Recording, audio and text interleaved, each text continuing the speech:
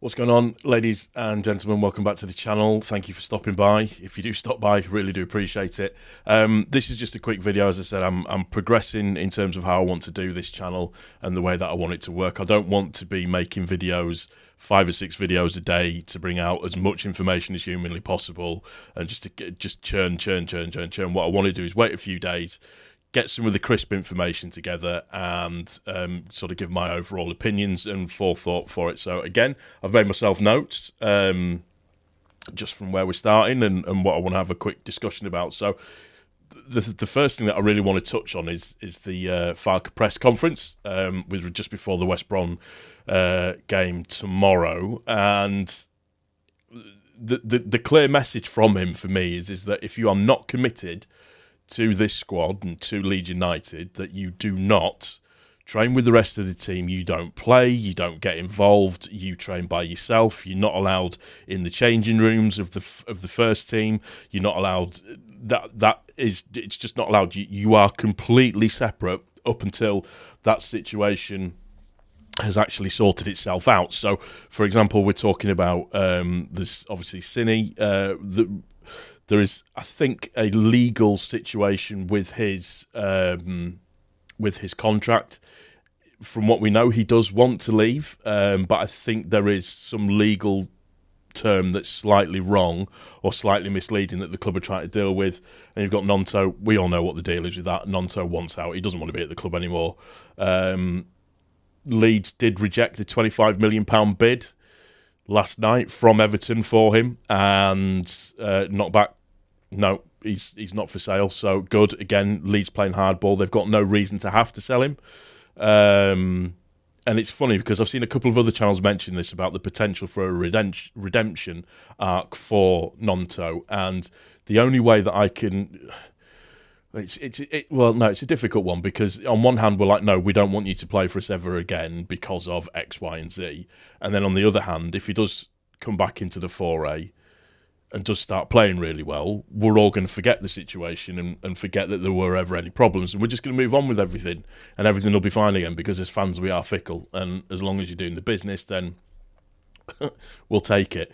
I think on that one, what we would have to do is we will need to trust Farke on that and his judgment and how he sees it and what he thinks is going to be the right thing to do. Clearly, he's going to have to apologise to his teammates, and there is going to have to be some form of apology to us as fans. I don't necessarily mean him making a video or a statement where he says, I'm really, really sorry about what happened, or anything like that. The way that you do it for the fans is that you do it on the pitch. That's the only way that you can make amends for any wrongdoing that you might have done. Nice and simple. And the other one, the forgotten man, Costa, he's allowed to leave. He's just fine in the club. I think he's going to be going back to Saudi Arabia. He doesn't currently have a contract with the club. He's just there training at the moment. And again, there's no point in keeping him training with the rest of the squad if he's not committed and doesn't want to be there. I completely agree with that, and I think we do have to, like I said, Farke seems like he's a really decent guy. He did say something interesting. Oh, I did a whistle S then. I don't do them very often. He did say something very interesting with regards to the job that he took on. He did say that he was under no illusions that the difficulties that he would face, he said that it would be bumpy for probably the first 6 weeks, and he's been proven right so far. I don't see anything wrong with what he said. I think we half expected it, just because of the way contracts are playing out, the way people want to leave, the clauses that are in the contracts. Thanks, Victor Orta. And just the ridiculousness of it all, really. It just, yeah. We knew what we were in for, or at least Farke knew what he was in for, and like I said, he was under no illusions. I know some people said they wouldn't be surprised if he walked. I don't think he will, and I think one of the things that we have to praise him for is the way that he has carried himself and the way that he has handled himself throughout this entire situation so far, from the season ending to where we are now. And without him specifically saying it, it does look like that the deadline for the release clauses came into effect.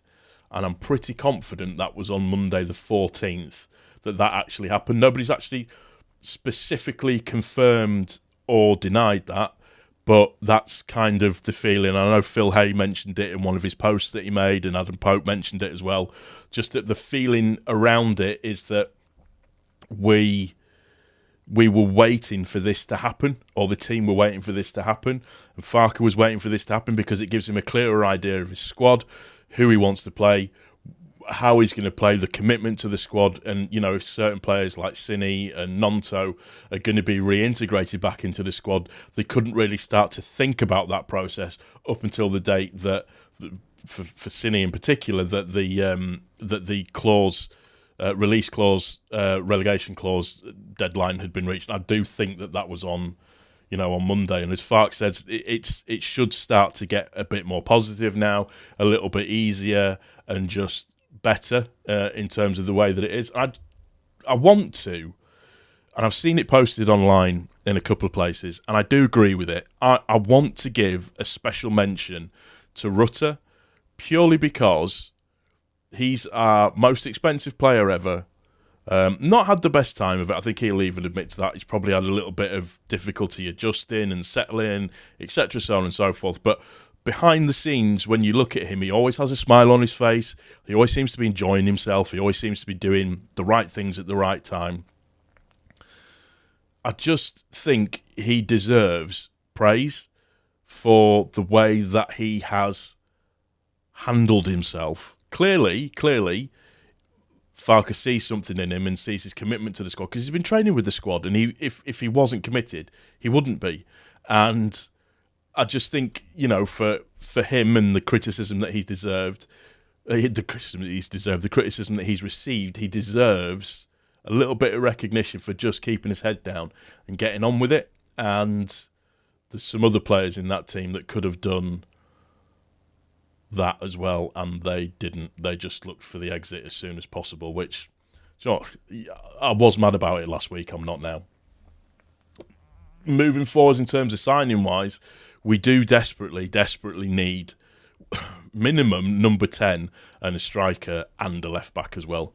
They're the three positions that we desperately need cover for, and hopefully, now that this situation with who's staying and who's going has kind of come to a close, that should make it a little bit more simple in terms of what we do and where we go from here. We just need to make the right sort of signings. I know there's that player from, I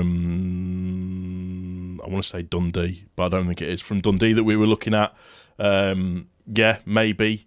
But what we need is we need, in terms of a striker, we need somebody with experience, blood and thunder, that's going to do the business. And for as much as Bamford gets his critics, the one thing that Bamford was always really good at, particularly under Bielsa, was bringing other players into the game.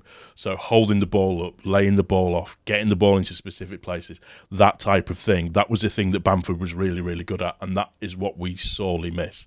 That and the fact that we've basically got the 4 dwarfs up front, which makes it impossible to play any long balls to them, which is annoying to see. I'm hoping that we don't have a repeat of Birmingham on Friday. I'm actually going to that game. I secured my ticket for it. I'm a member, so I managed to get a ticket in the West Stand. I think where am I? I'm in C18. I'm behind the dugout, but quite next to the away supporters as well. So that should be fun. It should be interesting. We'll see how it goes. That's going to do it for me for now for this little mini therapy session. I hope you've enjoyed it.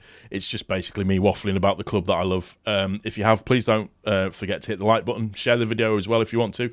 Also, if you could subscribe, that would be absolutely amazing. And that's going to do it for this one. And we will see you on the next one very soon. Take care.